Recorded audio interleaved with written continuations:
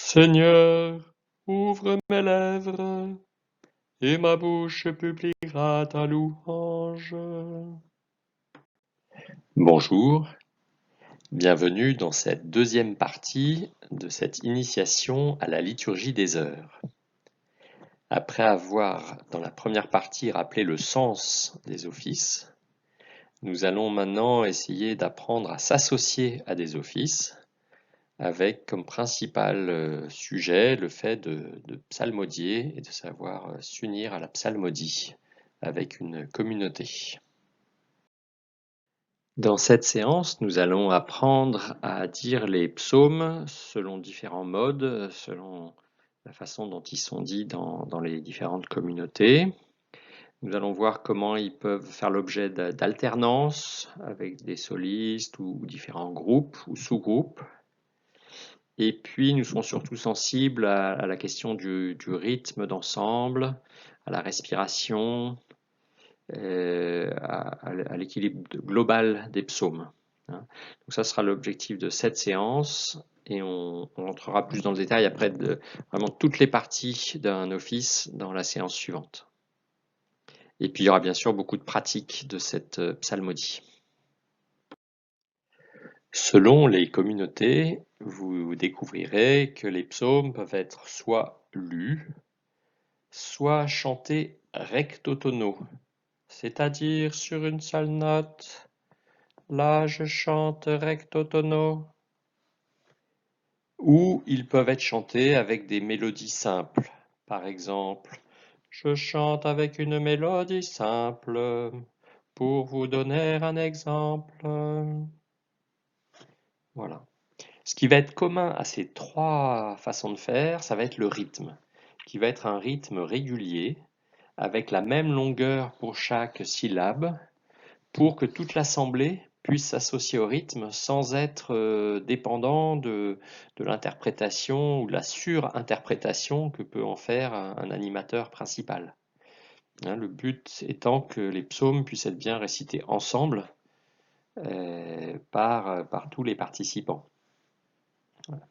Donc, un rythme régulier qu'on va pratiquer tout de suite après par un exercice, et pour autant aussi des pauses, mais qui vont aussi avoir besoin d'être synchronisées.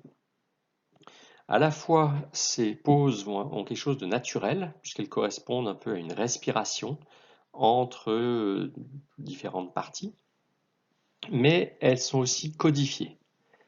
Premièrement, s'il y a de la ponctuation, des points-virgules, on va avoir une très légère pause qui va être marquée, mais c'est surtout entre les versets ou les demi-versets que cette pause sera marquée. Et il y aura du coup une étoile qui marque cette séparation, qui sera l'occasion de respirer. Voilà, donc ça ce sont les principes. Et on va aller tout de suite à un exemple pour que vous preniez conscience et que vous pratiquiez cette respiration. Pour le premier exemple, nous allons prendre le psaume 22, qui est si connu et si bucolique, peut-on dire. Et nous allons déjà voir la question donc du rythme avec une simple lecture. Je vais lire les trois premiers groupes et vous observerez que dès qu'il y a une ponctuation, comme là les deux points après le Seigneur est mon berger, je ne manque de rien, il y a un léger suspens. Et en revanche, c'est aux phases, donc en fin de verset, il y a ces astérix qui séparent même les versets en deux parties, qu'on appelle deux sticks.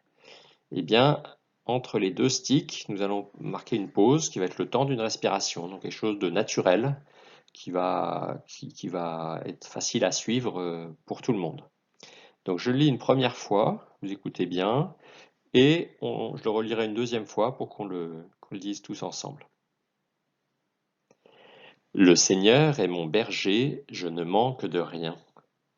Sur des prés d'herbes fraîches, il me fait reposer. Il me mène vers les eaux tranquilles et me fait revivre. Il me conduit par le juste chemin pour l'honneur de son nom. Si je traverse les ravins de la mort, je ne crains aucun mal, car tu es avec moi, ton bâton me guide et me rassure. Voilà, vous voyez l'exemple de lecture.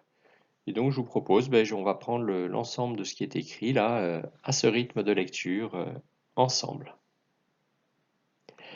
Le Seigneur est mon berger, je ne manque de rien. Sur des prés d'herbes fraîches, il me fait reposer. Il me mène vers les eaux tranquilles et me fait revivre. Il me conduit par le juste chemin pour l'honneur de son nom. Si je traverse les ravins de la mort, je ne crains aucun mal, car tu es avec moi, ton bâton me guide et me rassure. Tu prépares la table pour moi devant mes ennemis. Tu répands le parfum sur ma tête, ma coupe est débordante. Grâce et bonheur m'accompagnent tous les jours de ma vie. J'habiterai la maison du Seigneur pour la durée de mes jours. Donc voilà pour la lecture. Et alors je vous propose qu'on enchaîne tout de suite sur une deuxième possibilité qui est utilisée dans beaucoup de communautés et qui est utilisable aussi quand on est seul. C'est le fait de dire un psaume recto tono. Ça va être exactement la même chose, sauf que l'on va essayer de tenir une note. Par exemple, souvent pour les hommes, c'est le fa. Le Seigneur est mon berger, je ne manque de rien. Sur des prés d'herbes fraîches, il me fait reposer. Il me mène vers les eaux tranquilles. Donc vous voyez le principe. Donc la première chose, c'est d'arriver à tenir cette note. Donc on va essayer ensemble de dire juste un A. Om. Essayez avec moi. A. Parfait. Et donc maintenant, nous allons essayer de dire ensemble, c'est en recto tono. Je vais démarrer juste par les deux premiers versets pour vous donner un exemple. Et après, nous essaierons de reprendre vraiment tout l'ensemble ensemble. Le Seigneur est mon berger, je ne manque de rien. Sur des prés d'herbes fraîches, il me fait reposer. Vous voyez le principe. Et donc, on va partir ensemble. 1, 2. Le Seigneur est mon berger, je ne manque de rien. Sur des prés d'herbes fraîches, il me fait reposer. Il me mène vers les eaux tranquilles et me fait revivre. Il me conduit par le juste chemin pour l'honneur de son nom. Si je traverse les ravins de la mort, je ne crains aucun mal. Car tu es avec moi, ton bâton me guide et me rassure. Tu prépares la table pour moi devant mes ennemis. Tu répands le parfum sur ma tête, ma coupe est débordante. Grâce et bonheur m'accompagnent tous les jours de ma vie. J'habiterai la maison du Seigneur pour la durée de mes jours. Voilà un exemple. Bon, il faut à la fois suivre le rythme. Là, on n'a pas de support instrumental. Je disais tout en enchaînant, donc c'était pas si simple. Mais vous verrez, ce recto tono, quand on en a pris l'habitude, se fait assez naturellement. Voilà, donc maintenant on va quand même passer aux mélodies qu'on appelle donc des tons à l'étape suivante. Les mélodies disponibles pour les psaumes sont appelées des tons. Il y a un patrimoine, un répertoire de tons assez connus, assez standards. Et en particulier, on va commencer par les plus simples, qui sont organisés avec ces deux sticks que vous avez vus dans le psaume 22 à l'instant. Donc il y a systématiquement comme une alternance ou une petite réponse entre un premier stick et un second. Et donc on va avoir des mélodies que je vais vous donner là par exemple là, pour le moment sans paroles, assez simples comme ta ta ta ta, ta, ta. Donc 3 notes pour chaque stick. Et on va partir sur une note, on va changer au milieu du stick un endroit où la lettre va être soulignée et on remet une dernière note juste comme finale. Ta, ta, ta. Ça c'est le premier stick. Et on repart sur une autre note. Ta, ta, ta. Voilà. Hein. Donc on va sur cet exemple essayer à nouveau de pratiquer avec notre psaume 22. Nous revoilà avec le même psaume. Vous observez qu'il y a des lettres soulignées. Je ne manque de rien, il me fait reposer. En dessous, on va voir, il me fait revivre pour l'honneur de son nom. Voilà, et en plus, là, la lettre a été mise en gras, mais dans les textes habituels des psaumes, il y a simplement un tiret sous la syllabe où on va éventuellement changer de note. Voilà, en passant, vous notez aussi le petit 0,3 là. Il me mène vers des eaux tranquilles 0,3, c'est-à-dire que ça, c'est le numéro des versets de la Bible. Et on voit que le découpage qui est fait pour dire le psaume ne correspond pas forcément exactement au découpage des versets bibliques, mais correspond à une rime, à un rythme surtout qui convient pour que le psaume soit équilibré. Et on voit que toutes les sticks ont à peu près la même longueur. Voilà. Donc, je vais donner juste un premier exemple sur le premier verset et on chantera ensuite l'ensemble des versets sur le même ton simple. Le Seigneur est mon berger, je ne manque de rien. Sur des prés d'herbes fraîches, il me fait reposer. Vous voyez, on part sur la note de départ, la dominante. Le Seigneur est mon berger, je ne manque de rien. Et on monte sur le manque et on atterrit sur rien, la dernière syllabe. Une petite pause puisqu'on a la fin du stick. Et sur le deuxième stick, on repart sur une autre note. Sur des prés d'herbes fraîches, il me fait reposer. Là, je force les changements de notes. Hein. Après, pendant le chant, il ne faudra pas le faire, mais c'est plus que pour que vous l'entendiez bien. Et bien voilà, ça c'est vraiment le principe de base de la psalmodie. Donc, eh bien, je vais faire les 5 versets avec cette mélodie et je vous propose de vous associer autant que possible et puis de recommencer si besoin est avec l'aide de la vidéo.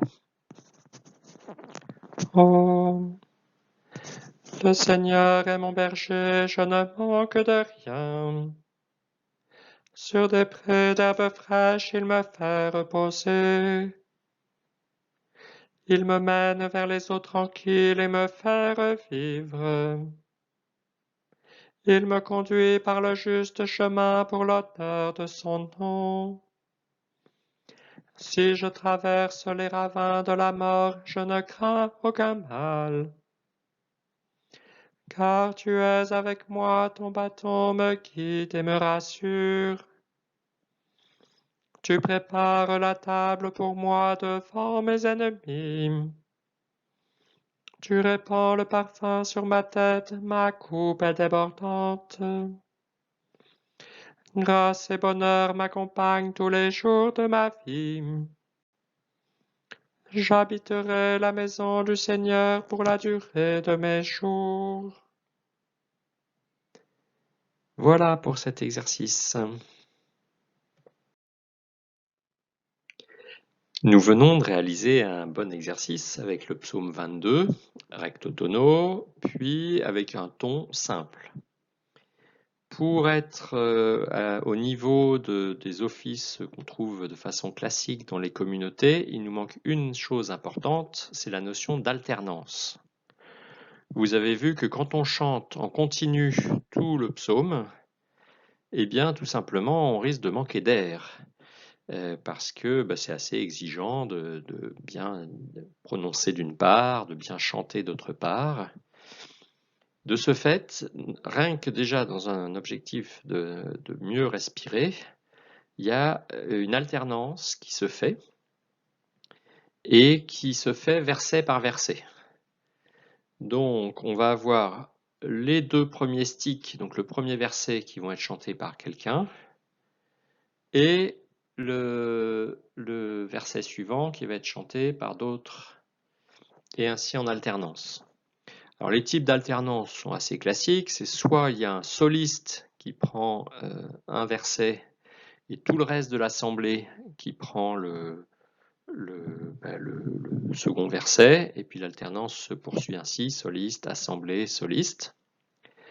Parfois, plutôt qu'un soliste, c'est un petit chœur, donc une, deux, trois personnes qui prennent le premier verset et puis qui alternent avec l'assemblée. Ou parfois, ce sont deux chœurs qui se répondent. Et ça, c'est ce qu'on observe le plus souvent dans les monastères, où les moines sont dans des stalles. Et il y a un côté qui chante, parfois avec un soliste qui fait le premier verset, mais après tout le chœur du soliste fait les versets impairs, et le chœur qui est en face, dans l'autre stalle, répond par les versets pairs. Voilà, donc ça c'est le principe de l'alternance. Alors cette alternance, elle n'est pas que fonctionnelle pour la respiration, elle est beaucoup plus pensée pour aussi être dans une phase d'écoute. C'est-à-dire que quand on est en permanence en train de parler et de lire, et ben finalement on écoute moins bien. D'ailleurs, il y a une blague qui dit que c'est pour ça que Dieu nous a donné deux oreilles, c'est qu'il faut parfois écouter deux fois plus que ce que nous parlons. Voilà. Donc l'idée, c'est de pouvoir prendre le temps d'entendre le psaume, le verset qui est dit ou chanté par l'autre chœur, et puis après de soi-même pouvoir s'exprimer dans cette alternance. Le plus souvent, le passage de l'un à l'autre se fait sans pause, sans transition, hein, juste un petit suspens. Voilà. Donc là, juste comme on va revenir à un exercice pratique, mais toujours sur le psaume 22, là je vais vous proposer une méthode d'enchaînement, mais le plus souvent ça se fait sans pause. Nous allons donc reprendre le psaume 22 avec une alternance. Et donc la méthode que je vous propose, étant seule voix là aujourd'hui, ça va être que je vais chanter le premier verset et je vais murmurer en enchaînant le deuxième verset que vous pourrez donc vous chanter pleinement. Hein, donc vous m'écouterez lorsque je chanterai les versets 1, 3 et 5, donc on a numéroté 01, 04 et 06 en l'occurrence sur le document. Et puis vous-même vous exprimerez pleinement sur les versets 2 et 4. Donc il me mène vers les eaux tranquilles, et tu prépares la table pour moi devant mes ennemis. J'espère que c'est clair, mais heureusement, de toute façon, sur la vidéo, il y a possibilité de revenir en arrière pour recommencer. Donc c'est parti, bon psaume. Le Seigneur est mon berger, je ne manque de rien. Sur des prés d'herbes fraîches, il me fait reposer. Il me mène vers les eaux tranquilles et me fait revivre. Il me conduit par le juste chemin pour l'honneur de son nom.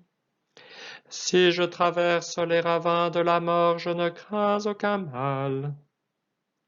Car tu es avec moi, ton bâton me guide et me rassure. Tu prépares la table pour moi devant mes ennemis. Tu répands le parfum sur ma tête, ma coupe est débordante. Grâce et bonheur m'accompagnent tous les jours de ma vie. J'habiterai la maison du Seigneur pour la durée de mes jours. Voilà un exemple plus riche. Quelques notions particulières que vous rencontrerez régulièrement dans les offices. La première, qui est systématique, c'est qu'à la fin de chaque psaume est chantée ce qu'on appelle une doxologie, qui donc dit gloire au Père, au Fils, au Saint-Esprit, qui donc évoque la Trinité.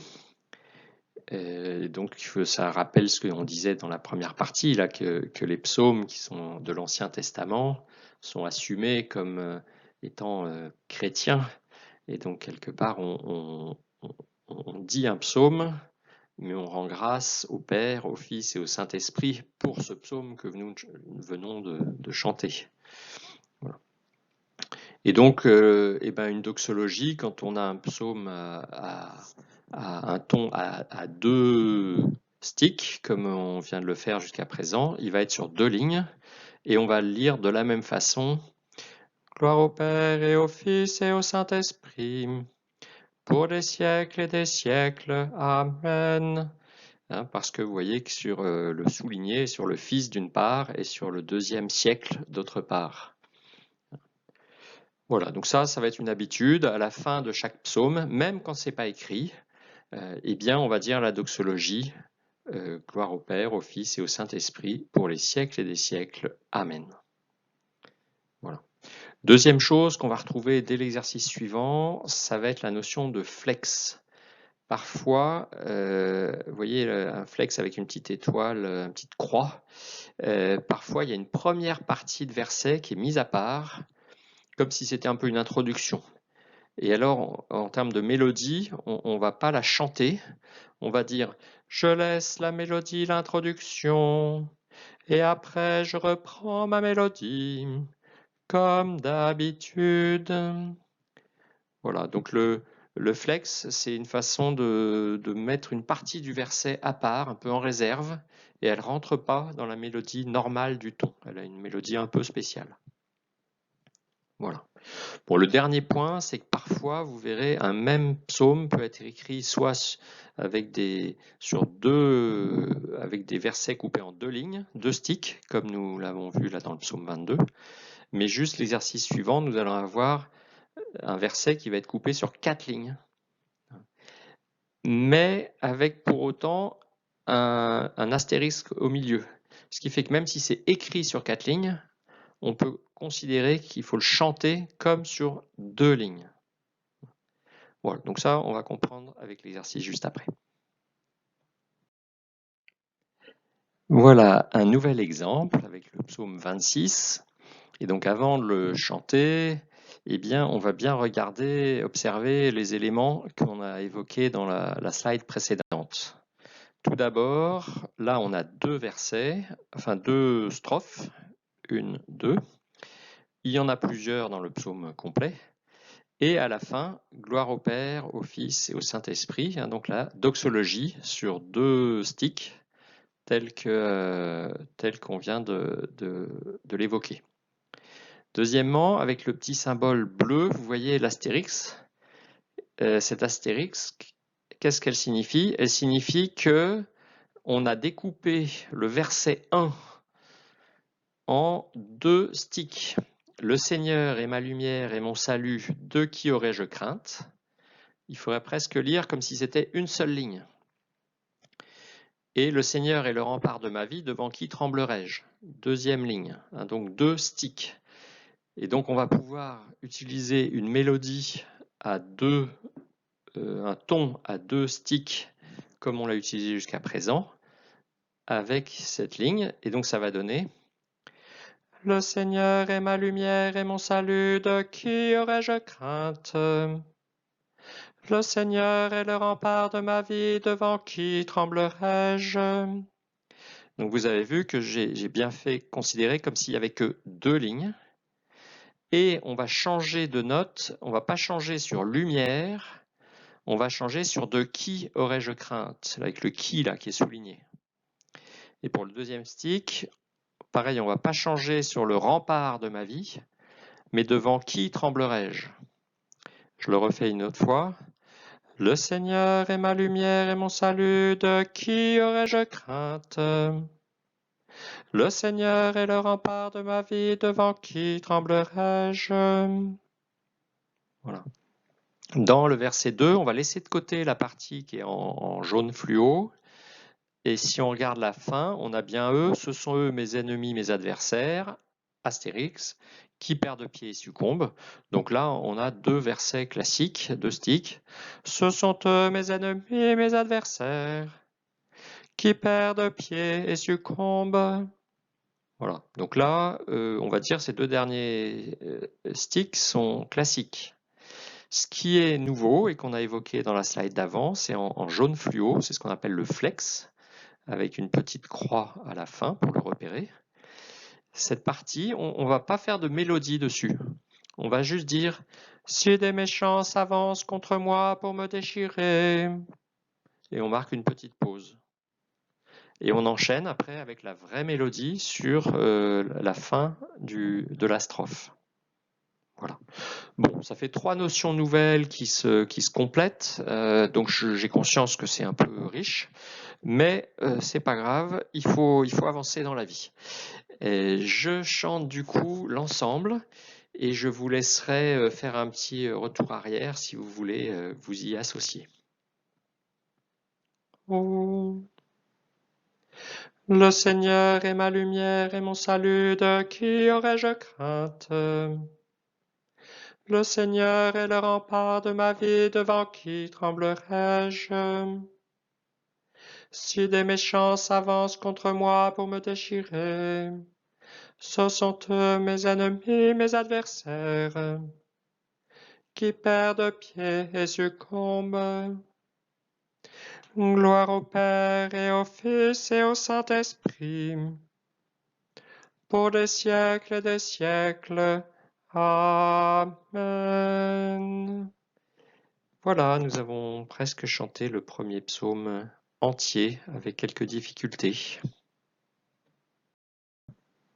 Dans cette partie, vous avez donc appris à psalmodier sur des exemples simples de psaumes, mais avec quand même toutes les variantes principales qu'on retrouve dans les offices habituels. Mais évidemment, dans la prochaine séance, on viendra sur les cas un peu plus compliqués avec un nombre de sticks, par exemple, différents. On verra voilà, d'autres situations. Et puis surtout, je vous proposerai, autour d'un livret, de pouvoir dire un des offices en autonomie, les complis, pour pouvoir les dire en famille ou en petite communauté, voire seul. Merci de votre attention. À bientôt.